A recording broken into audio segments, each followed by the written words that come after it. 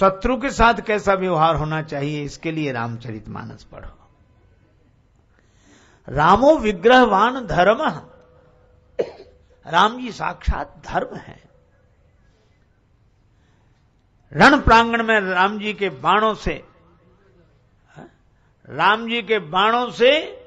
रावण के रथ का घोड़ा मृत हो गया, सारथी मर गया, रावण के हाथ के धनुष बाण टूटकर गिर गए, मुकुट उसका नीचे गिर गया, निहत्था खड़ा था, सोच रहा था कि अब राम जी का बाण चलेगा, मैं मरूंगा। पर राम जी क्या कहते हैं, रावण अब तुम्हारे पास शस्त्र नहीं है, घोड़ा भी तुम्हारा मृत हो गया है, सारथी भी, लड़ने का कोई साधन भी नहीं है, श्रमित भी हो गए हो, तुम जाओ, मैं युद्ध बंद करता हूं, आराम करो, कल तैयार होकर आना, कल युद्ध करेंगे, जाओ। रावण लौट तो आया, पर रात को नींद नहीं आई। मंदोदरी ने कहा, क्या बात है, राम जी के बाणों ने अधिक चोट पहुंचाई क्या?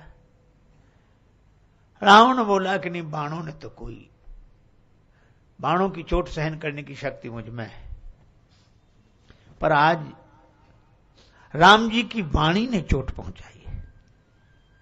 मेरा यह व्यवहार, और उसके बाद वो कहते हैं कि तुम आज आराम करो, कल तैयार होके आना। बैरी राम बड़ाई करहीं, यह है राम जी का धर्म। रामो विग्रहवान धर्मा। जब रावण मरा तो विभीषण जी उनका अंतिम संस्कार करने जा रहे, बड़े दुखी। भगवान राम ने कहा कि विभीषण, देह के अंत होते ही वैर का अंत हो जाना चाहिए।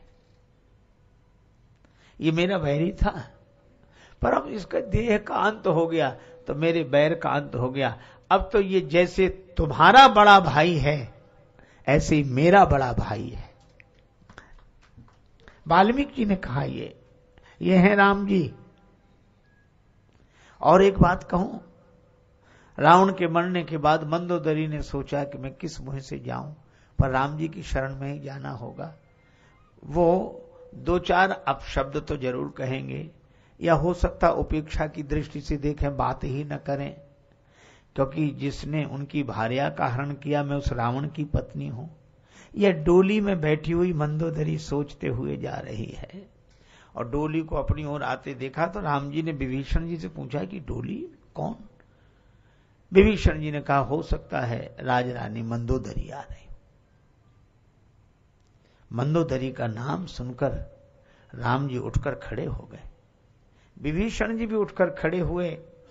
जब डोली रखी कहारों ने, डोली का पर्दा खुला और मंदोदरी ने जैसे ही बाहर देखा तो उनके आगे श्री राम जी हाथ जोड़े सिर झुकाए खड़े थे। मैं माता मंदोदरी के चरणों में प्रणाम करता हूं। ये है राम। मैं माता मंदोदरी के चरणों में प्रणाम करता हूं।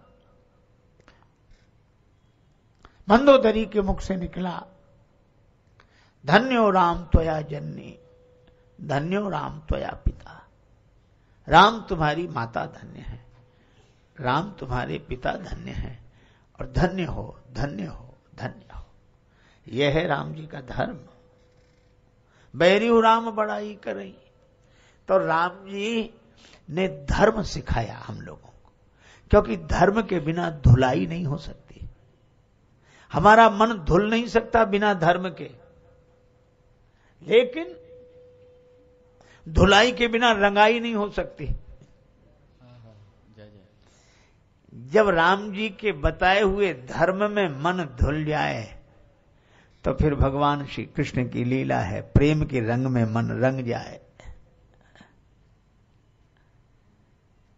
धुलाई रंगाई। जिस गीता में यह कहा गया, स्वधर्मे निधनम श्रेयो परधर्मो भयावह। स्वधर्म में मर जाना अच्छा, दूसरे का धर्म भय देने वाला है। अर्थात स्वधर्म का पालन करो। हम भाई हैं तो भाई के धर्म का पालन करें, पिता हैं तो पिता के धर्म का पालन करें। धर्म का त्याग कभी नहीं होना चाहिए, हो नहीं सकता। इसलिए यह सनातन धर्म है। जो सनातन नहीं मिटा, जो सनातन नहीं मिटा रावण के अत्याचार से, और जो सनातन नहीं मिटा हिरण्याक्ष की हुंकार से, वो सनातन क्या मिटेगा आज के अखबार से। ये धर्म है। इसलिए हम लोग धर्म के गुण गाते हैं। लेकिन जिस गीता में यह कहा गया स्वधर्मे निधनम श्रेयो परधर्मो भयावह, उसी गीता में एक पंक्ति आई है, सर्वधर्मान परित्यज्य मामेकम शरणम ब्रज। सारे धर्मों का त्याग करके तू एकमात्र मेरी शरण में आ जा, मेरा हो जा। तो अभी तो कह रहे थे कि धर्म का त्याग करना ठीक नहीं, मर जाना ठीक। अब कहते सारे धर्म छोड़कर भगवान कहते मेरा हो जा। अब इसमें हम लोगों को बड़ी आपत्ति लगती है। तो जो धर्म का प्रचार करने के पक्षधर हैं वे कहते हैं अरे ये धर्म वो नहीं है, ये लौकिक धर्मों की बात नहीं है, वो और धर्म है। और ये पर मैं कहता हूं कि गीता को स्वीकार करते हो तो दोनों ही बातें स्वीकार करो। दोनों बातें कैसे स्वीकार होंगी? का लोक में धर्म का पालन करो, लेकिन जब भगवान के बनो तो सारे धर्म छोड़कर उनके बन जाओ कि अब तो हम आपके हो गए। और मुझे लगता है कि सारे धर्मों का पालन करना सनातन धर्म है, लोक में, व्यवहार में, और भगवान के प्रति समर्पित होते समय सारे धर्म छोड़ देना।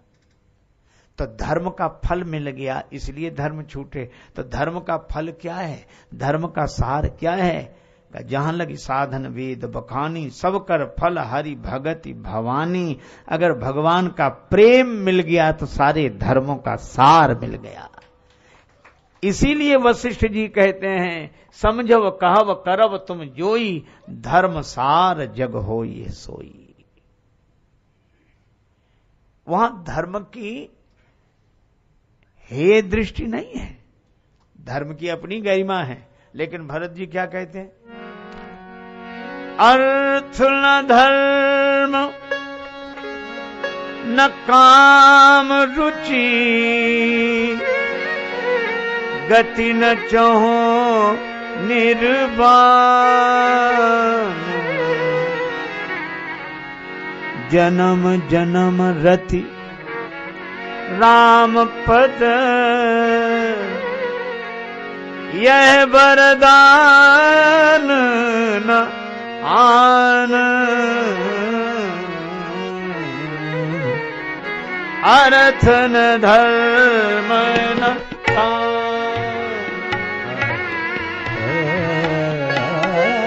अर्थ न धर्म न काम, अर्थ न धर्म न काम।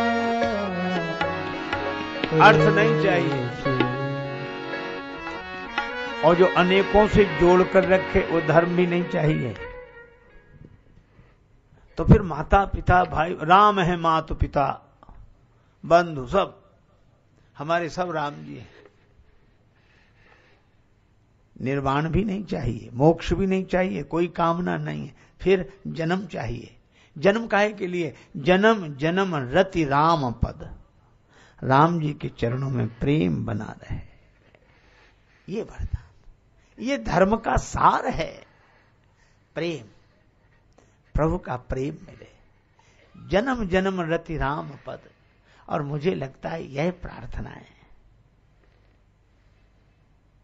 अब तो हे भगवान प्रार्थना होती मंदिरों में, आज भी यही दोहे गाए जाते हैं। एक बार देखा एक मंदिर में प्रार्थना हो रही, सब लोग खड़े, एक आदमी आया, उसने चांदी का सिक्का 1 रुपया से फेंक कर चढ़ाया।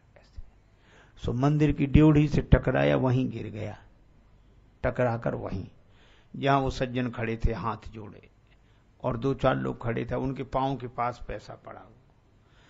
अब उन्होंने इधर उधर देखा, ऐसे देखा और ऐसे, अब झुक तो सकते नहीं थे, उठा सकते नहीं थे, सुनो प्रार्थना करते में पांव बढ़ाया आगे और पांव के नीचे वो दबा लिया सिक्का, पांव के नीचे सिक्का, और कह क्या रहे थे, अर्थ न धर्म न काम रुचि, गति न चहो निर्वाण, जन्म जन्म रति राम पद, यह वरदान न आन। और पैसा पांव के नीचे।